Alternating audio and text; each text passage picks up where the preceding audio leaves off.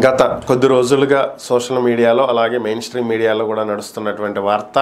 రాజ్యసభ సభ్యుడు ఎంపీ విజయసాయి రెడ్డికి సంబంధించినటువంటి ఒక వార్త. దీనికి సంబంధించే ఈ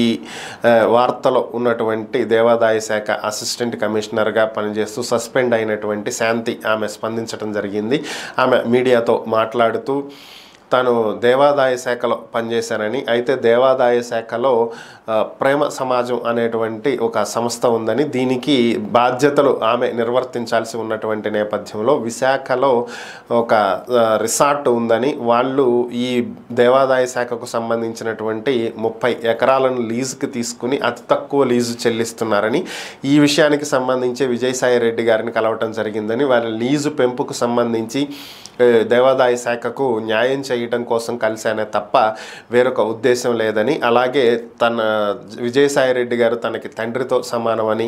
అలానే తన భర్త మదన్ మోహన్ చాలా దుర్మార్గుడని, 2013లో వారికి వివాహం జరిగిందని, 2016లో విడాకులు తీసుకోవటం జరిగిందని, అప్పుడే పిల్లలు, ఆస్తులు, బంగారం ఇలా అనేక విషయాల్లో పరస్పర అంగీకారంతో విడాకులు తీసుకున్న తర్వాత తాను మరొక వ్యక్తిని పెళ్లి చేసుకోవటం జరిగిందని, ఇప్పుడు డబ్బు కోసం కావాలనే ఈ విధంగా ఆరోపణలు చేస్తూ తనను మరలా హింసిస్తున్నాడని చెప్పి ఆమె మీడియాకు తెలియజేయటం జరిగింది.